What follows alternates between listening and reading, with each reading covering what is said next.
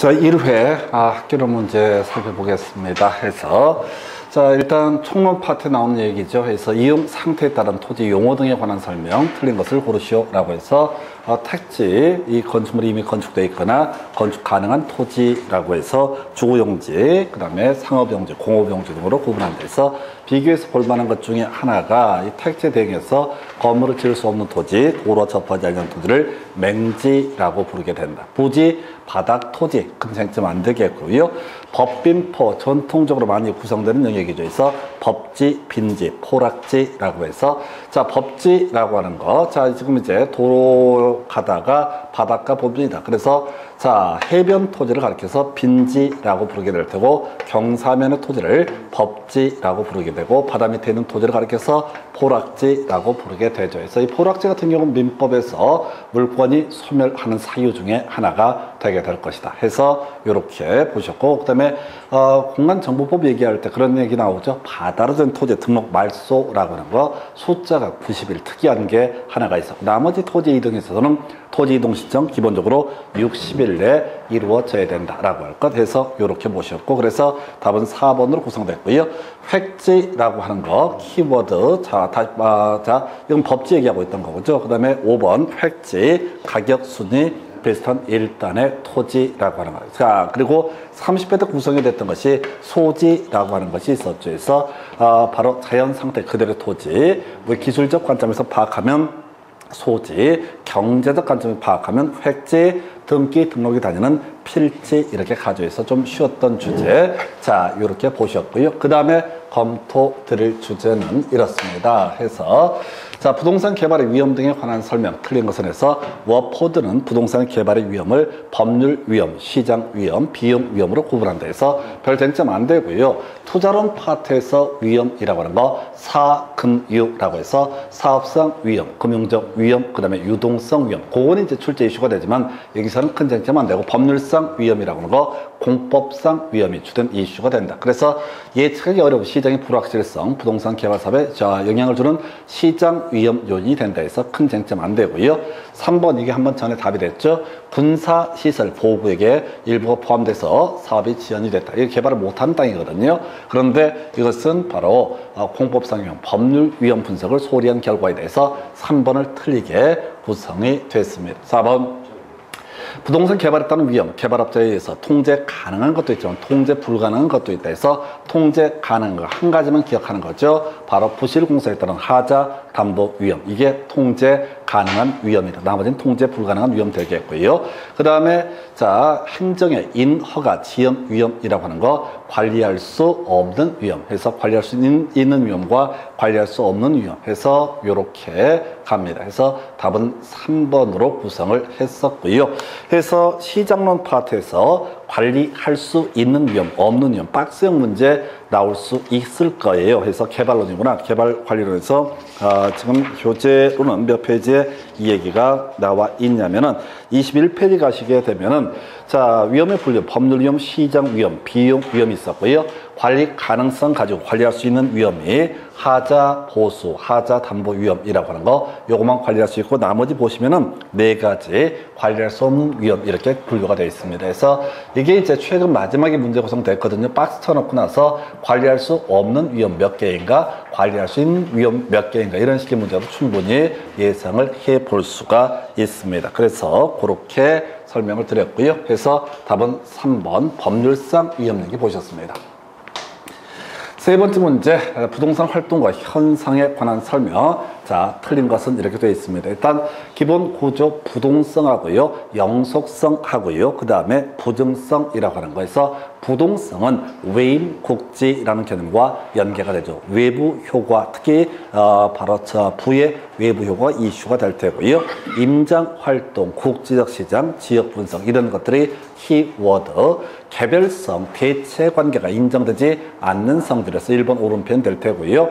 자, 부정성, 물리적으로 토지 공급량은 늘릴 수가 없다. 그러나 용도적 공급은 늘릴 수가 있다. 용도적 공급을 늘리는 것은 용도 전환은 부정성의 예외가 아니다. 영속성이라고 하는 거 운영 이득과 자본 이득을 얻을 수 있다. 임대차가 발달한다. 이런 식의 논리들 감가상각 이런 것들은 적용되지 않는다. 이런 개념이었었고요. 그래서 2번 질문 부동성이라고 하는 거 임장 활동 그 다음에 지역 분석 오른편 구성을 하고 있습니다. 3번 부증성이라고 하는 거 자, 공급량을 늘릴 수 없기 때문에 비싸죠. 그래서 집약적 토지 이용이 발생하게 된다. 4번 토지 부정성 때문에 이용 전환을 통한 토지 용도적 공급 늘릴 수가 없다 해서 전통적인 문제에서 답은 4번으로 구성을 하게 됩니다. 예, 그 다음에 이제 5번 토지 영속성 때문에 소멸을 전제로 한 감가상각 이론 등은 적용될 수 없다 해서 답은 4번 이렇게 가고요. 요것도 이제 하여튼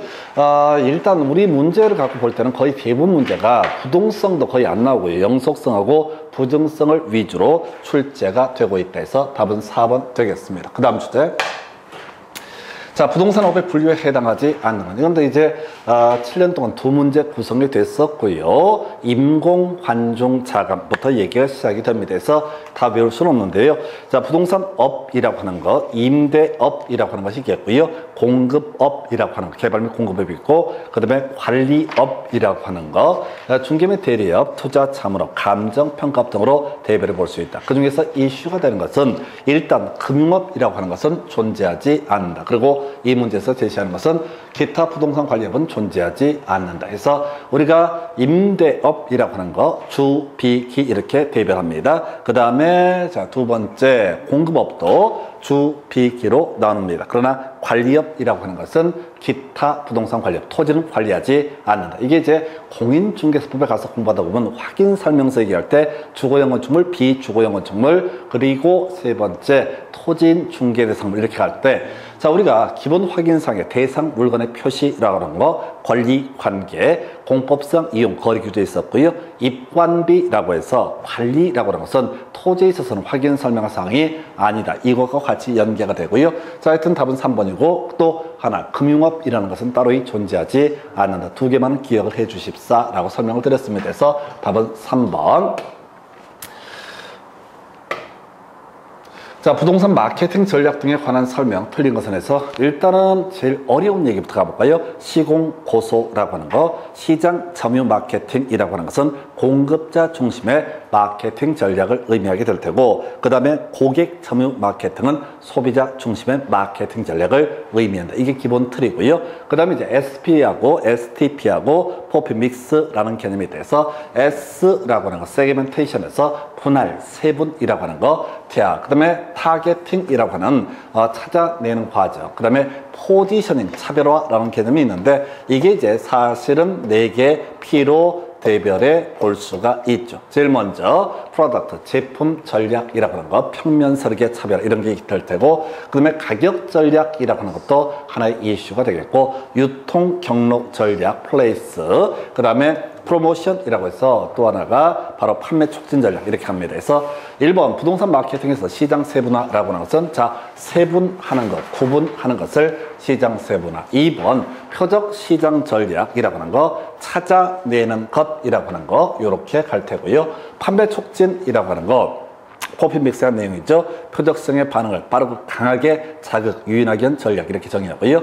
자, 답 4번 되나요? 신축 가격 정책, 경쟁업자의 가격과 동일한 것으로 가격으로 그 가격을 책정하는 것을 말하는 데서 이건 부지에서 가면 시가 정책이라는 개념이 되겠죠. 그래서 우리가 가격 정책 지금 7년 동안 두 문제 나왔습니다. 신축 가격 정책이라고 하는 것은 위치, 동, 그 다음에 층에 따라서 가격을 달리 매기는 전략을 신축 가격 정책, 고가 전략, 왜 저가 전략도 존재합니다. 그래서 답은 일단 4번이 되게 될 테고, 그 다음에 자, 구매력이 낮은 사람을 대상으로 했을 때 저가 전략을 이용을 한다 해서 요건 한번 체크해 볼게요. 자, 부동산 마케팅이라서 개발 관리론이라고 하는 거 24페이지 가서 지금 22페이지 가서 확인을 하게 되면 크게 부동산 마케팅 이론이라고 하는 거 시장 점유 마케팅, 고객 점유 마케팅, 그리고 또 하나가 관계 마케팅 이렇게 세 개로 구분한다. 그중에 어려운 게 시공고소라고 해서 시장 점유 마케팅은 공급자 중심의 마케팅 전략을 의미하게 될 테고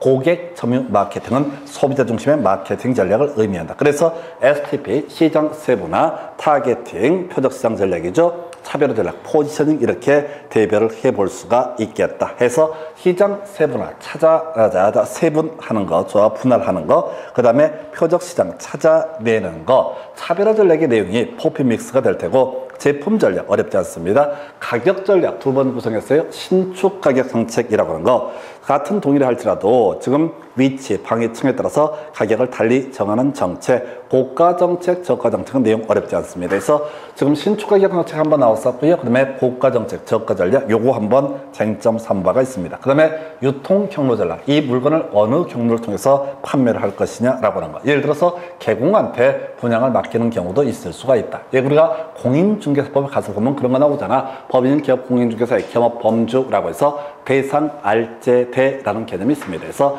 대행할 수 있다.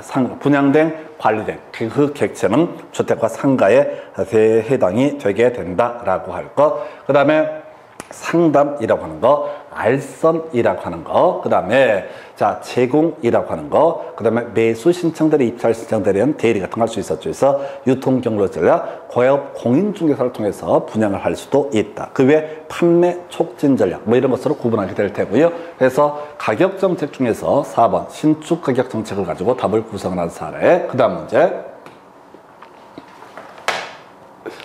자, 주택의 분류 중에서 단독주택에 해당하는 다 딱 정해져 있는 거죠. 답은 무조건 다중주택 가지고 구성을 합니다. 그래서 우리가 건축법에서 주택의 분류하고요. 주택법 주택의 분류가 달라지게 될 텐데요. 건축법에서 주택의 분류라고 하는 것은 단독주택이라는 용도군에 협의 단독주택, 다중주택, 다가구, 공간까지 포함됩니다. 이에 비해서 공동주택, 건축법에서는 아파트를 다세대, 기숙사까지 포함이 되는데 주택법에서는 분양을 목적으로 하는 법이다 보니까 공간 빠지고요. 그 다음에 기숙사 빠지게 됩니다. 바로 부동산 가격 공시법에서는 주택법에 따른 주택 이 조항을 그대로 차용을 해서 쓰게 됩니다. 그래서 자 일단은 지금 예, 기숙사 등은 주택의 종류가 일단 아니고요. 자, 일단은 다중주택 3층에 330 이하, 다가구주택은 3층에 660 이하라고 합니다. 이 중에서 단독주택은 하나밖에 없습니다. 아파트 5개 기숙사는 건축법이 따르더라도 다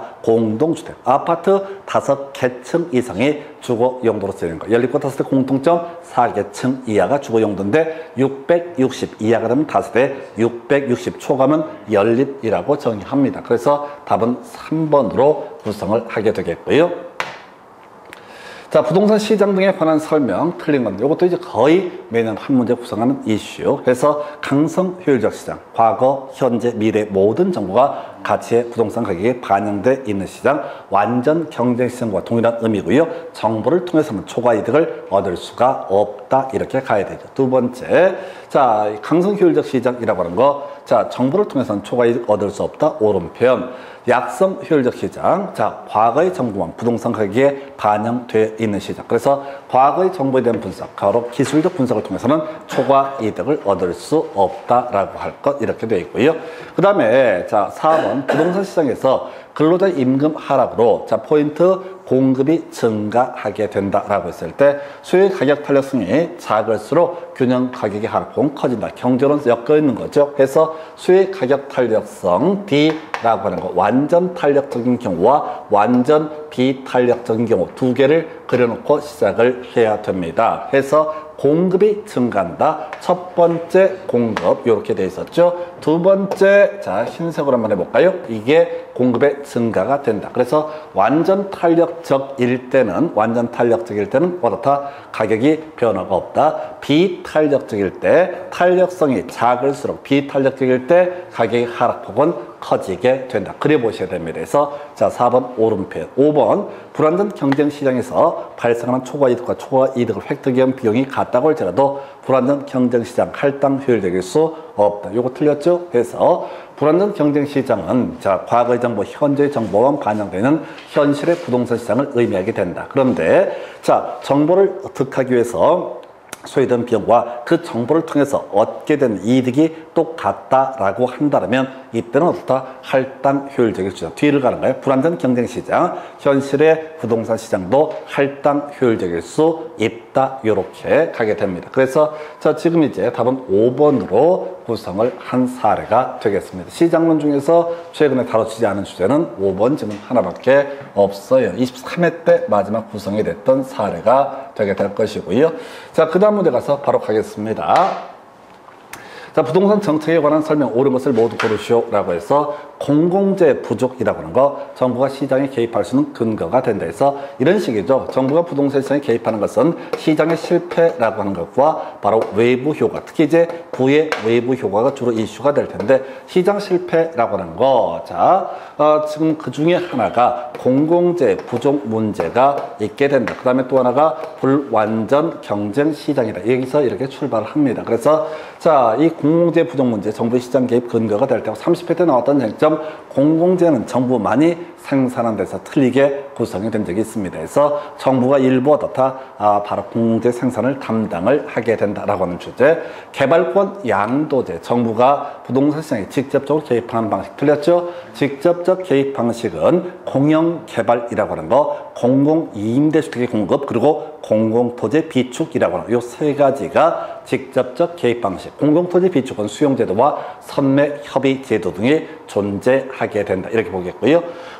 부의 외부 효과가 발생하는 경우에도 규제가 없다면 공급 곡선은 좌측으로 이동, 틀리게 구성됐죠. 경제론 얘기가 다시 나와 있습니다. 그래서 공급이 증가한다는 얘기는 공급 곡선이 우하향으로 이동한다. 자, 어떤 지역에 지금 주택가 인근에 규제가 없어서 매연을 내뿜는 공장 등이 들어서게 된다. 아무 규제를 하지 않게 되면 여기 올 때는 이유가 있겠지. 그러니까 공급이 더 증가되게 된다라고 할까 해서 자, 디귿번 틀리게 구성이 됐고요. 그 다음에 재화의 동질성은 시장 실패의 원인이 된다. 틀렸죠? 자, 재화의 동질성, 수요자 공급자의 자유로운 진출입이라고 하는 거, 이게 완전 경쟁 시장의 의미가 될 테고, 재화가 동질하다라면 오히려 시장 실패는 발생할 가능성이 낮아지게 된다. 이렇게 해석을 하게 됩니다. 그래서 자, 틀리게 구성이 됐어요.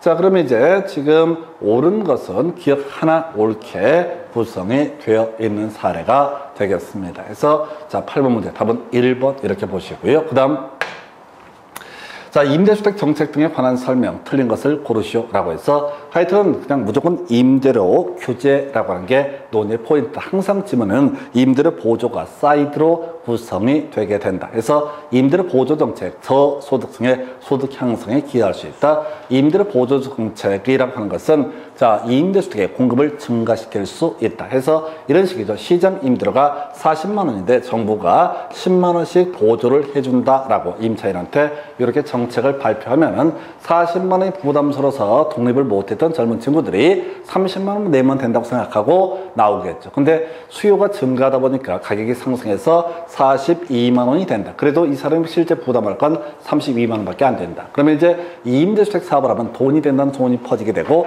그러면 공급을 늘리게 되고 공급이 증가되게 되면 가격은 나중에 하락하는 모습이 나온다. 이런 논리 구조인데 임대료 보조는 중요한 게 아니라고 그랬어요. 3번 임대료 규제, 주택 임대인이 일정 수준 이상의 임대료를 임차인에게 부담시킬 수 없도록 하는 제도, 임대료 상한을 균형가 이하로 규제를 하게 되면 초과 수요가 발생한다. 맞죠? 자, 시장 임대료가 50만 원입니다. 근데 정부에서 야, 너네 40만 원만 받아 라고 얘기를 하게 되면은 독립할까 말까 고민했던 친구들이 싸졌으니까 좋다. 수요가 초과 수요가 증가한다. 초과 수요가 발생한다. 오른편.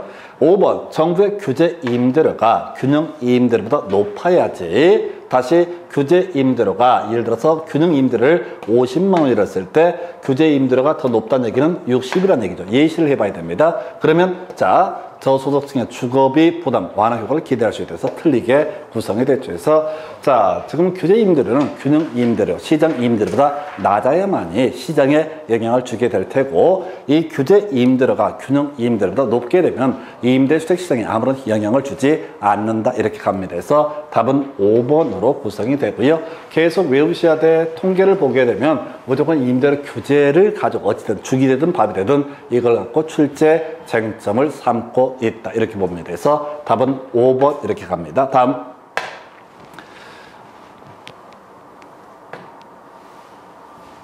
자, 공공토지 비축에 관한 설명 틀린 겁니다. 그래서 일단 스토리 같이 갑시다. 정부가 부동산 시장에 직접적으로 개입하는 방법 중에 하나가 공공토지의 비축이라는 개념이 되게 됩니다. 토지공사가 실질적으로 수용 또는 이제 선매 협의 등을 할 수가 있을 것이고요. 최근에 나왔던 마지막 문제가 토지공사가 관리를 한다, 이런 게 있었고, 그 전에 전통적으로 나왔던 출제 이슈는 선매 협의라는 개념. 우리가 부동산 거래 신고 등에 관한 법률에서 토지거래 허가구역이라고 하는 것이 있습니다. 우리 민법 공부하실 때 허가구역 안에서 허가를 받기 전에 계약이라고 하는 것은 유동적 무효, 이렇게 정의를 하죠. 즉 허가처분 받으면 유효가 되고 불허가처분을 받으면 무효가 되는 것을 유동적 무효. 자, 그런데 이 허가구역 안에서 매도인 매수인 두 사람이 토지거래 허가를 받으러 왔더니 시군구청 등이 우리한테 팔아보는 게 어때? 라고 물어봅니다. 이걸 우리가 선매협의, 실제 담당하는 사람은 토지주택공사가 담당해요. 근데 이 매도인이 싫다, 난 쟤한테 팔겠다라고 얘기를 했을 때 이때는 어떻게 한다고요? 수용을 하는 것이 아니라 다시 허가처분이나 불허가처분, 즉 매수인이 실소유 목적일 때는 허가처분이 떨어지게 될 테고, 매수인이 실소유 목적이 아니면 어떻다? 불허가처분이 떨어지게 된다. 이런 식으로 논리가 가는 거예요. 그래서 자, 첫 번째 토지 비축제도는 정부가 직접적으로 부동산 시장에 개입하는 정책 수단이다 해서 직접적 개입, 공공토지 비축, 그 다음에 공영개발, 공공이임대주택 공급까지 직접적 개입. 오른편. 공공토지 비축제도는 정부가 토지를 매입한 후 보유하고 있다가 적절한 때를 매각하거나 공공용으로 사용하는 제도. 오른편. 세 번째, 토지 비축사업은 토지를 사전에 비축해서 장래 공익사업의 원활한 시행, 토지시장 안정에 기여할 수 있다. 뭐 그냥 사회 같은 얘기죠. 토지 비축제도 사적 토지의 편중 현상으로 발생하는 고비용 문제 완화시킬 수 있다. 큰 의미 없습니다. 이건 항상 깔아주는 지문이고, 자, 토지 선매 뒤에 강제 수용케 할 수 있다. 이게 전통적인 문제 양식이야. 그래서 답은 5번으로 구성한다 해서 선매 협의라고 하는 것은 말 그대로 협의하는 제도에 불과하기 때문에 수용을 할 수는 없고요. 선매비가 이루어지지 않게 되면 이때 시군구청장은 허가처분 또는 불허가처분을 하게 됩니다. 해서 답은 5번으로 구성을 한 사례에서 이렇게 빠져 있고요. 최근 마지막에 구성이 됐던 것이 이 공공토지 비축된 토지주택공사가 관리를 한다. 이 쟁점을 가지고 출제 포인트를 삼아냈습니다. 그래서 답은 5번 이렇게 보시고요. 다음 주제. 자, 대출 한도 얘기. 29회, 30회 연속 안 나왔던, 아니구나, 이거. 대출의 상환에 관한 얘기가 되겠습니다. 해서, 자, 원금 균등 상환 저당이라고 하는 거, 요게 주기상 지금 나올 때가 될 때가 됐어요.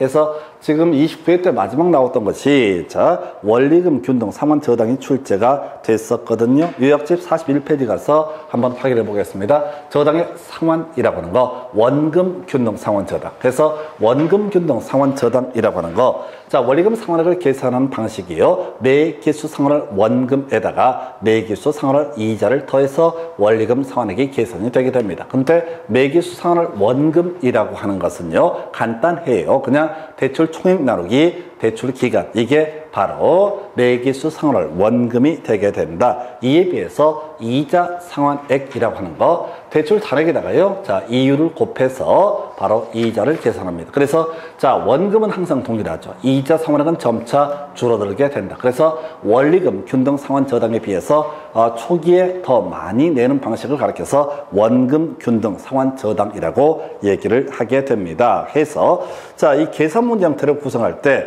항상 논리의 전제가 이 원금 균등 상환 저당만 풀 수가 있고요, 사실은. 그리고 이거 이제 문제 풀어갈 때 정상적으로 다 이자를 내고 원금을 냈다는 게 전제가 돼야 된다. 해서 자, 5억을 대출을 받았습니다. 자, 근데 9회차 납부할 이자에 13회차 상환할 원리금 상환액을 순서대로 나열하시오. 그래서 일단 원금부터 계산해 봐야 되죠. 자, 대출 기간 20년입니다. 그래서 자, 5억을 20년에 나눠서 갚게 되면 한 해 얼마? 2억 5천까지. 자, 다시 2,500까지 2,500만 원씩 원금 상환액은 2,500만 원. 매개수 상환할 원금 상환액 2,500만 원 되게 됩니다. 자, 9회차 납부할 이자 얘기가 나와 있어요. 그럼 이제 8회까지 다 갚았단 얘기가 돼야 돼요. 만약에 그 전에 안 갚게 되면 저당권 실행해서 경매 넘어가 버립니다. 그래서 8회까지 다 갚게 되면은 8회 16, 8호 40에서 2억을 갚은 꼴이야. 그러면 총 5억을 대출을 받았으니까 대출 차액이 얼마? 3억이 되게 된다. 지금 9회차 납부할 이자에 자, 대출 잔고가 3억이 되게 될 것이고요. 이 3억에다가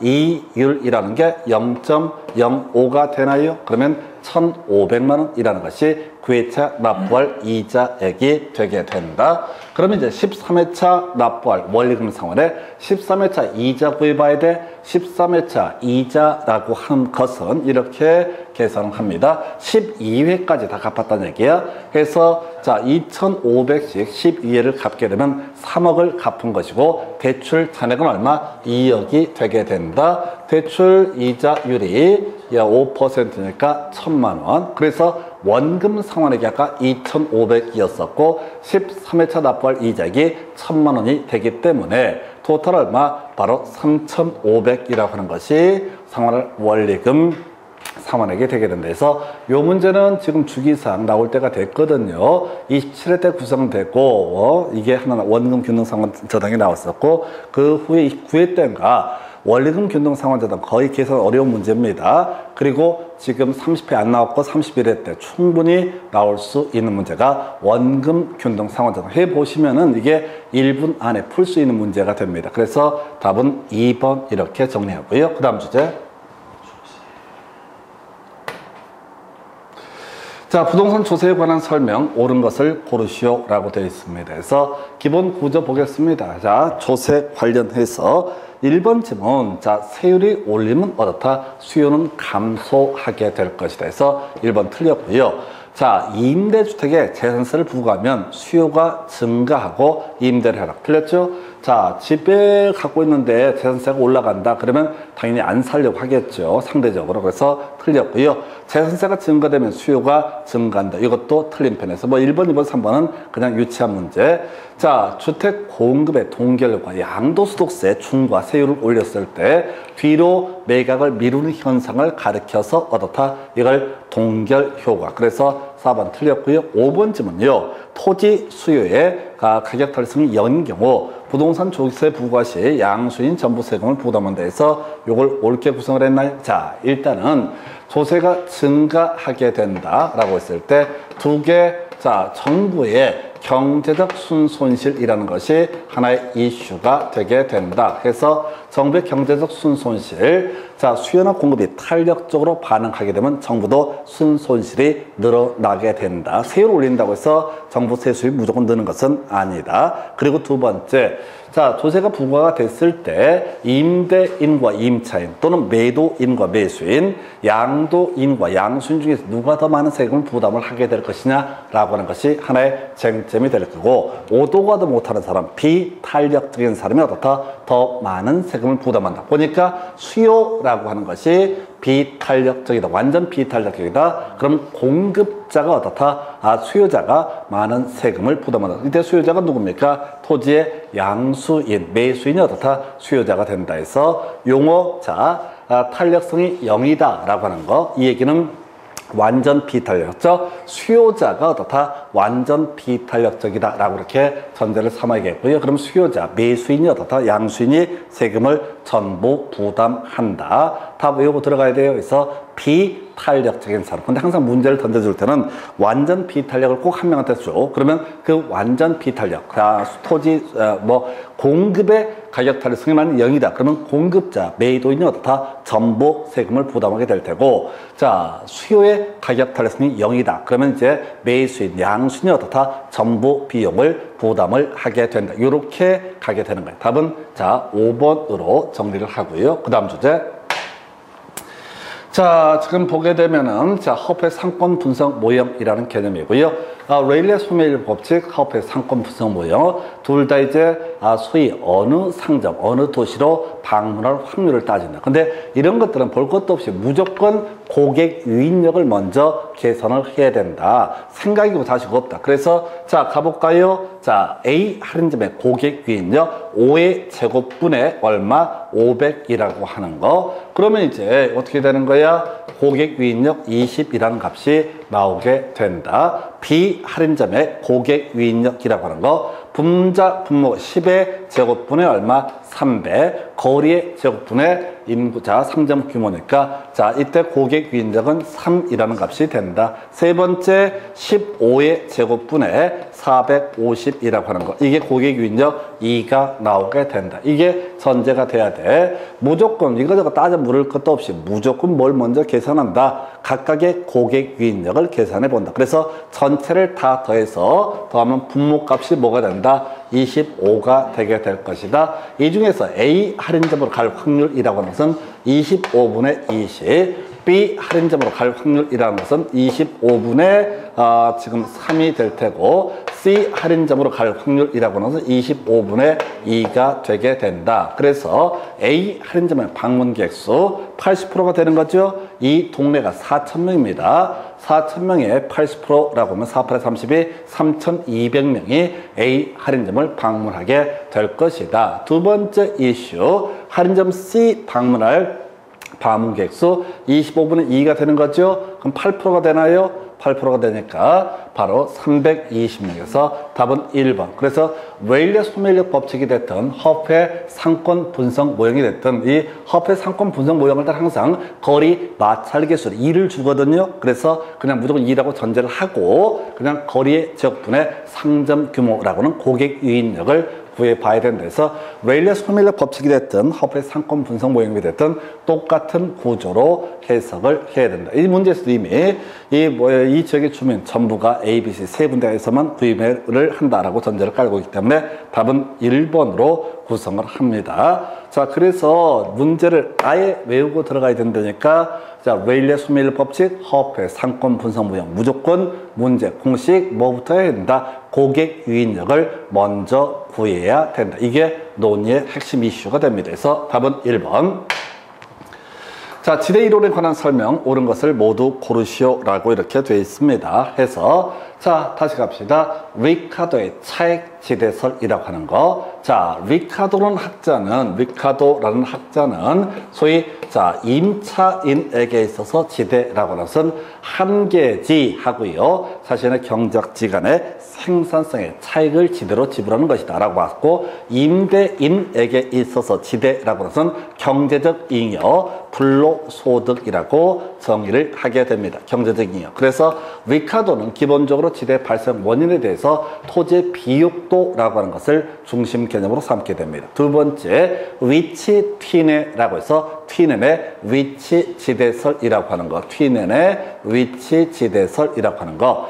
자, 이 사람의 논리에 따르게 되면 어떤 도시를 조사를 해보니 비옥도가 동일하더라도 도심지에 가까우면 지대가 좀 비싸고 도심지에서 멀어지게 되면 지대가 좀 싸지더라. 그래서 결과적으로 지대 결정 요인은 비옥도 외에도 바로 수송비라고 하는 거. 수송비가 작아지게 되면 지대가 그만큼 올라가게 된다라고 하는 수송비의 절약분을 바로 지대 하나의 구성 요소로 해석을 한다. 자, 막스 공산주의를 주장하는 학자였고요.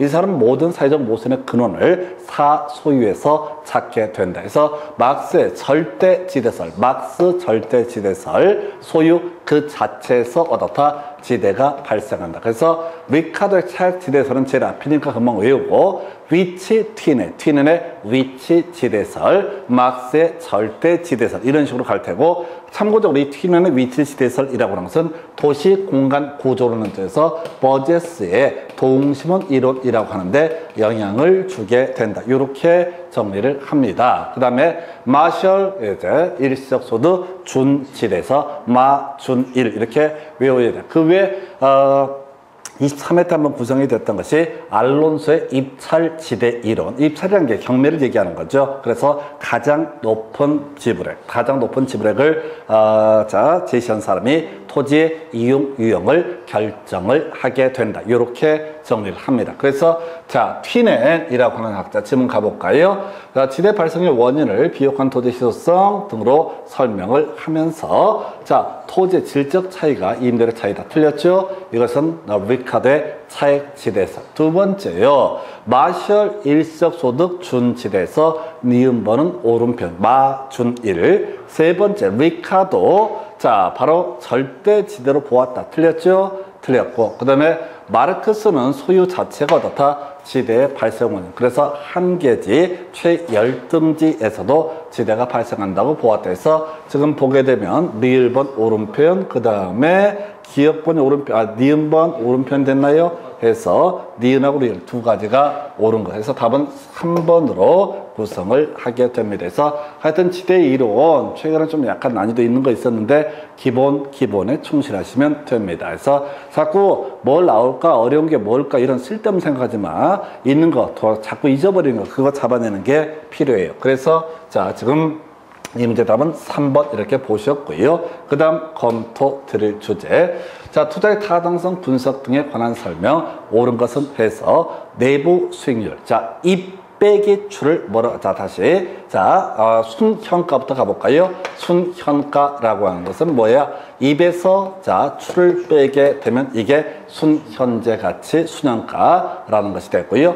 수익성 지수라고 하는 것은 입 나누기 출이라고 하는 것이 수익성 지수. 그래서 입과 출이 같아지는 값, 이것을 이름하여 뭐라고 한다? 내부 수익률. 뭔 소리냐면 순현가를 구하거나 수익성 지수를 구할 때는 투자자의 요구 수익률로 할인을 하게 되는데 앞으로 들어오게 될 금액을 현재 값으로 할인을 하게 될 텐데 우연히 순현가가 0이 되는 할인율, 우연히 수익성 지수가 1이 되는 할인율, 이걸 이름하여 뭐라고 한다? 내부 수익률. 그래서 순현가가 0이 돼야 되죠. 수익성 지수가 1이 되는 할인율에서 1번 틀렸고요. 2번 질문요. 수익성 지수라고 하는 거 현금 수입의 현재 가치를 지출의 현재 가치로 나눈 상대수에서 입 나누기 출해서 요걸 옳게 구성을 했고요. 3번 순현가 입에서 출을 빼야 되죠. 출에서 입을 뺀다고 했으니까 틀리게 구성이 됐고요. 단순 회수기간법. 우리가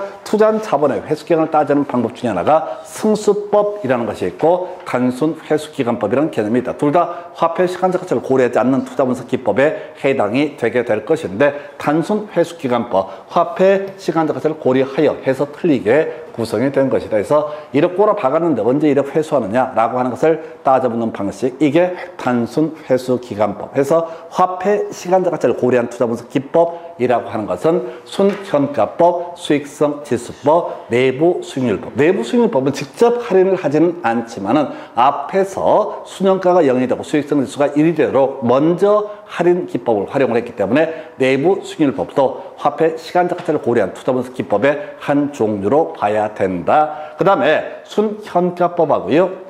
내부 수익률법에서는 할인율로서 요구 수익률을 사용한다 해서 내부 수익률법에서는 따로 할인율을 적용하지 않는다 해서 어떤 투자자가 10%의 요구 수익률로서 순현가를 계산해 보니까 0이 되더라. 또는 수익성 지수를 계산해 보니까 1이 되더라. 그러면 이때 따로 할인을 하는 것이 아니라 10%가 되면 순현가가 0이 되고 수익성 지수가 1이 된다는 걸 우연히 알게 됩니다. 지나가는 과객 3위. 이 사람이 얼마를 원했길래 순현가가 0인 거야. 얼마를 원했는데 수익성 지수가 1인 거야. 10%래. 나는 5% 투자할 의사가 있는데 라고 해서 이때 이 10%를 이름하여 처음에 예를 들어 갑이라는 사람이 이런 10%의 요구 수익률을 적용해서 순현가가 0이 됐다라고 했을 때 이 지나가는 과객 입장에서 10%라고 하는 것이 뭐가 된다? 내부 수익률이라는 것이 되게 된다. 그래서 나가 희망하는 수익률은 5%다. 그러면 이때 바로 지금 다시는 요구 수익률과 바로 내부 수익률을 비교해서 투자 여부를 결정을 하게 된다. 그래서 내부 수익률법이라고 하는 이 부분에 있어서는 따로이 직접 할인의 과정을 직접은 거치지 않는다. 다른 사람이 먼저 침 발라놓은 거. 그래서 아유 본전밖에 안 되네 안 할 거야 라고 했을 때 몇 프로인데 안 한대 라고 10%래. 와우 요즘 무슨 10%야 5%면 될 거야 라고 하는 식의 개념을 뭐라고 한다? 내부 수익률법. 그래서 내부 수익률법은 따로이 할인의 문제가 발생하지 않는다 라고 할 거예요. 그래서 답은 겁나 쉬웠던 거 입 나누기 출이라는 게 수익성 뭐 이런 식으로 문제 나옵니다. 그래서 우리가 연습해서 하는 게 아니라 실제 기출문제도 입 빼기 출, 입 나누기 출 이런 유치 찰나는 것을 가지고 답을 구성을 하게 됩니다. 다음 문제요. 자, 부동산 수지 운영 분석, 운영 수지 분석 등에 관한 설명 틀린 것에서 가유 순전 후라고 하는 거. 자, 여러분 요약집 가서 계속 봐야 돼. 가유 순전은 볼 때마다 헷갈릴 수 있지만 그래도 계속 끊임없이 봐야 돼. 그래서 여러분 차례 몇 페이지? 33페이지 가면 가능 총소득, 유효 총소득, 순영업소득이라고 하는 거, 그리고 세전 현금수지, 세후 현금수지 이렇게 해서 자, 운영 과정에서 발생하는 영업이득 또는 운영이득이라고 하는 거 가유 순전후 단계에 따라서 이렇게 대별을 볼 수 있다. 그래서 가능 총소득 단위당 예상 임대료다. 임대 단위수를 곱하게 되면 가능 총소득. 여기에서 자 들어오지 않은 금액 공실과 불량부채 충당금 갑자기 예상외로 들어온 기타 수입을 더하게 되면 실제 통장에 찍힌 금액 유효 총소득이라는 개념이 되게 된다. 이 유효 총소득에서요, 자 영업 경비 종류 세 가지 있었죠. 유효재라고 하는 걸 빼게 되면 이것이 순영업소득이 되게 된다. 순영업소득에서 은행에 갚아야 될 돈 원금과 이자의 합산액 이걸 우리가 부채 서비스액이라고 부르는데 순영업소득에서 부채 서비스액을 빼게 되면 세전 현금 수지, 세전 현금 수지에서 뭘 빼야 돼? 바로 자 자본이득세, 영업이득세, 소득세를 빼게 되면 이게 세후 현금 수지, 이게 가유순전후. 비교해서 자본이득이라고 하는 거 순전후라고 해서 매도 가격, 실제 팔아서 통장에 찍힌 금액 매도 가격에서 매도하는 과정에 들어간 비용, 매도 비용 또는 매도 경비를 빼게 되면 순 매도액이라는 개념이 될 테고, 이 순매도액에서 은행에 갚아야 되죠. 미상환 저당장금 빼게 되면 세전 지분 복귀에 여기다가 양도소득세 같은 자본이득세를 빼게 되면 세후 지분 복귀액에서 가유순전후, 순전후 이건 수십 번씩 반복하셔야 됩니다. 할 때마다 헷갈려. 그래서 업어치고 매치고 이게 돼야지 실제 계산 문제를 풀어 가실 수 있습니다. 그래서 자 가능총소득 단위당 예상 임대료에다가 임대 면적을 구한 소득, 유효총소득, 가능총소득에서 공실 등을 빼고 기타 수입을 더해서 구한 소득, 순영업소득이라고 하는 거 유효총소득에서 뭘 빼야 된다? 바로 자 영업 경비를 빼는 금액. 그래서 답은 3번으로 구성을 했고요. 4번 부채 서비스액. 이것도 29회인가 30회 답이 됐죠. 원금 상환액 플러스 이자 상환액을 묶어서 부를 때 뭐라고 한다? 부채 서비스액이라는 표현을 쓰게 된다. 그 다음에 영업 경비에는 소득세자 그 소득세가 포함되지 않는다 해서 영업 경비는 유효재에서 유지 관리비라고 하는 거, 각종 요금 그리고 재산세가 영업 경비의 범주에 포함이 된다. 이렇게 갑니다. 그래서 지금 뭐였었지? 틀린 것을 고르시오라고 해서 답은 3번으로 구성을 했고요. 그 다음 문제. 자, 도시공간 구조 이론 등에 관한 설명, 옳은 것을 고르시오라고 해서 자, 총 3가지 이론이 있죠. 버제스의 동심원 이론, 제일 중요한 키워드 바로 점이지대, 천이지대라고 하는 개념. 두 번째, 호이트의 선형 이론, 라인, 교통망에 따라서 도시가 발달되게 된다. 세 번째 이슈, 해리스 울만의 다핵심 이론. 자, 서로 이익이 되는 것끼리 뭉치려는 현상, 서로 손해가 되는 것끼리 떨어지려고 하는 현상. 이렇게 하다 보니까 주상공 이런 형식으로 도시는 여러 개의 핵심으로 구성되게 된다. 이 3가지 이론의 공통적인 이슈는 교통이라든가 소득이라고 하는 것이 결과적으로 도시의 어떤 공간 구조를 형성하는 원인이 되게 될 것이다 라고 할 것. 일단 키워드 버제스의 동심원 이론, 점이지대, 천이지대, 빈민층이 거주하는 지역, 도심지 바로 옆에 거주하게 된다. 해서 앞에 버젯의 동심원 이론 같은 경우는요, 바로 튀넨의 고립국 이론, 고립국 연구라는 논문을 도시공간 구조론에 대입을 한 개념이다. 이렇게 설명을 드렸었고요. 호이트의 선형 이론이라고 하는 거, 교통망에 따라서 좋은 쪽에 교통 상황이 좋은 쪽에 고소득층이 입지하고 교통 상황이 안 좋은데 저소득층이 입지한다. 그 다음에 이제 해리스 울만의 다 핵심 이론. 그래서 도시 공간 구조의 변화를 야기하는 이유에는 소득의 증가이지 교통의 발달과는 관계가 없다. 해서 어느 이론이 됐든 간에 소득이라든가 교통은 다 어떻다? 도시 공간 구조의 형성 원인이 될 수 있다. 해리스 울만. 자, 도시의 성장과 분화가 교통망. 틀렸죠? 호이트의 선형 이론이라고 하는 거 이렇게 가야 되고요. 호이트는 자 침입 경쟁 천이 점이 등 버제스 얘기가 되죠. 4번 동심원 이론에 따르게 되면 점이지대는 고급 주택지구보다 도심으로부터 근거리에 위치한다라고 하는 거 이게 포인트. 점이지대, 천이지대라는 개념이 유치한 거 계속 낸다니까요. 우리가 보통 시험 보시고 결과 안 좋은 분들이 맨날 그래.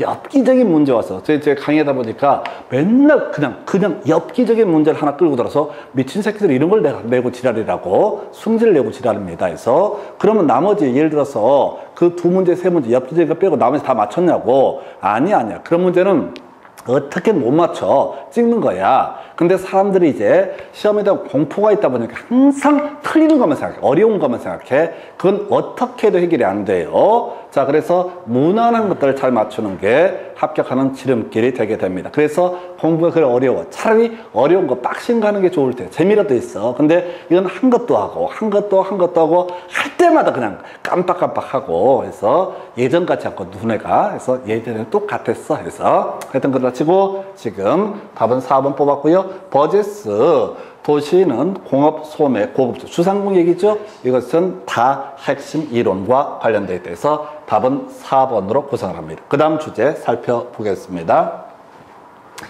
자, 이제 그 괜찮은 것 같다. 교차 탄력성이라고 하는 거. 다세대의 교차 탄력성 나와 있죠? 그럼 공식부터 써야 돼 해서 자, 교차 탄력성 다세대라고 하는 거. 그러면 분자는 뭐가 된다? 다세대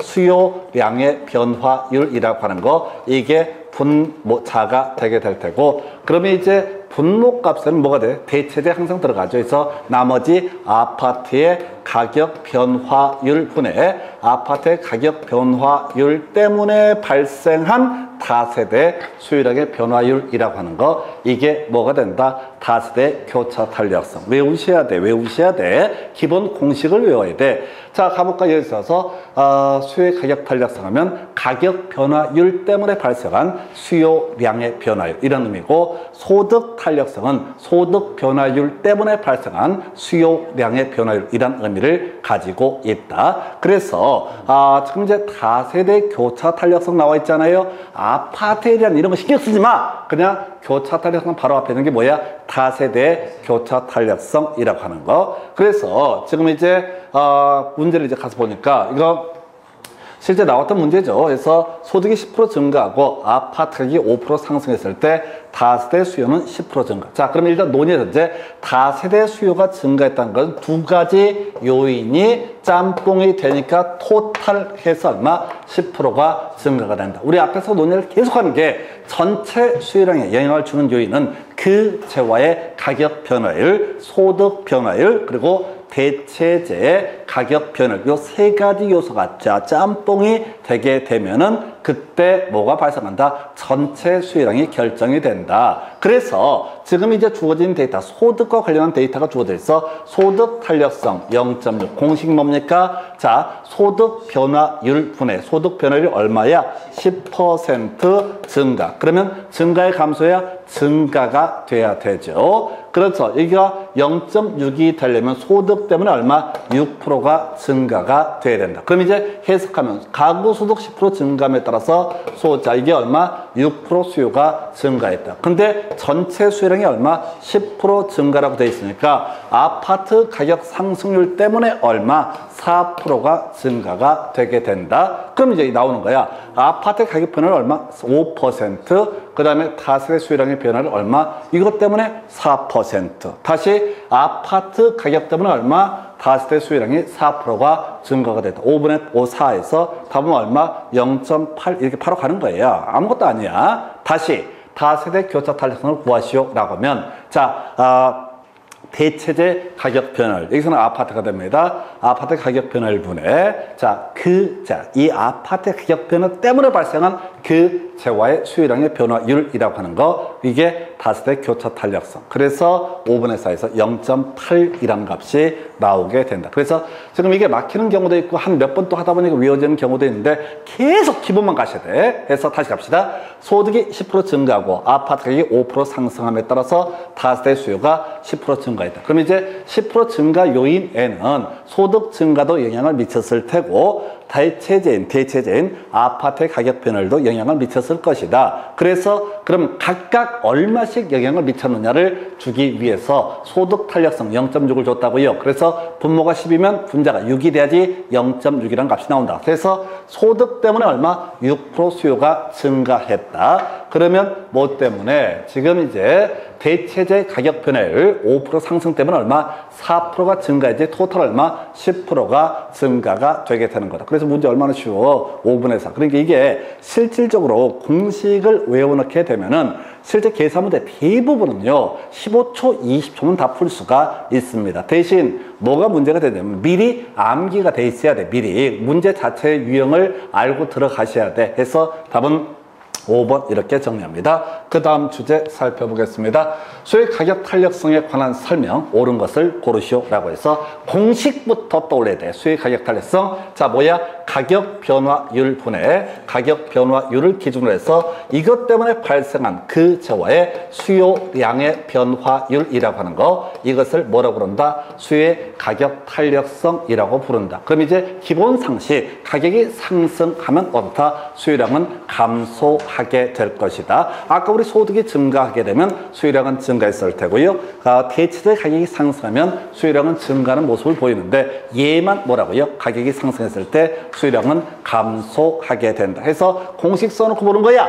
자, 수요의 가격 탄력성이 1보다 클 경우 뭐가? 분자가 분모보다 크다라는 의미를 가지고 있다. 분자가 분모보다 큰 것을 뭐라고요? 1보다 크다. 해서 일단은 1보다 크다는 게 탄력적이다 이런 얘기하거든. 수요가 어떻다? 탄력적이다. 그럼 임대료 상승을 시키게 되면 이 사람들이 수틀면 어떻다? 다 튀어버린다. 그래서 총 임대료 수입은 결과적으로 감소하게 된다라고 할 것. 해서 1번 틀린 거야. 다시 갑시다.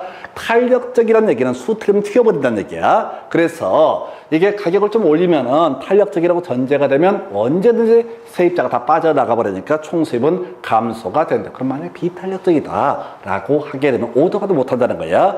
월세를 올려도 못 가. 그러면 그만큼 총 수입은 증가하게 된다. 답은 안 되는 지문인데 깔아주는 지문. 2번 지문요. 대체재가 있을 때, 대체재가 없을 때보다 탄력적이 돼야 되죠. 우리 공식 용기대다 해서 용도가 다양할수록 대체재가 많을수록 그 다음에 관찰 기간이 길어질수록 다 탄력적이라 해서 두 번째는 틀렸고요. 세 번째, 우하향하는 곡선으로 주어진 수요 곡선이라고 하는 거 두 가지겠죠. 선분이 있고 그 다음에 선분이 있고 곡선이 있다 해서 호동선이라고 외웠습니다. 호 모양일 때, 곡선일 때는 측정 지점과 무관하게 수요의 가격 탄력성은 같아지게 될 거고, 선분 형태로 수요곡선이 주어지게 되면 측정 지점에 따라서 수요의 가격 탄력성은 달라지게 된다 해서 외우셔야 돼. 호동선에서 곡선, 호 모양이거든요. 그러면 어떻다? 같다라고 해서 옳은 표현. 28회 때 처음으로 나왔던 정점입니다. 지금 31회거든요. 충분히 틀리든 맞든 나올 수 있어. 똑같은 맥락에서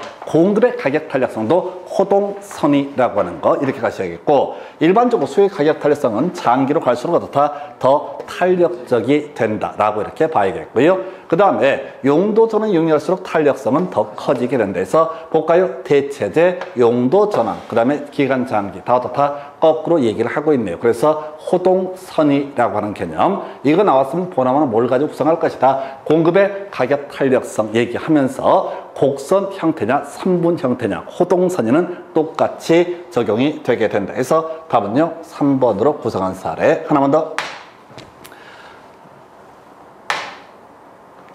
자, 지금 이제 수요 및 공급 등에 관한 설명 틀린 것은 해서 자, 수요 곡선상 수요량이라고 하는 개념 주어진 가격 수준에서 구매 의사 그리고 중요한 건 구매 능력이 있는 수요자가 구매하고자 하는 수량 이걸 갖고 30회 때 뭐라고 했냐면 실제 구매한 수량 이렇게 해서 틀리게 뽑았습니다.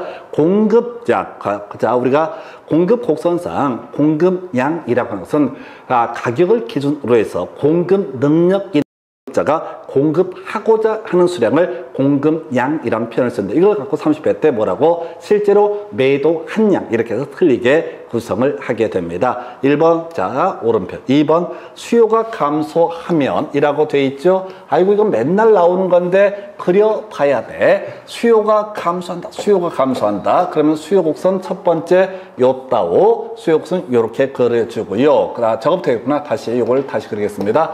자, 수요 탄력적일수록 비탄력적일수록이란 말이 나오면은 무조건 완전 탄력하고요. 완전 비탄력을 먼저 그려놓고 생각을 하셔야 됩니다. 해서 자, 요렇게 해서 지금 뭐가 되냐면 공급이 비탄력적일수록 나와 있거든요. 공급이 완전 탄력적이다. 공급이 완전 비탄력적이다. 먼저 그려놓고요.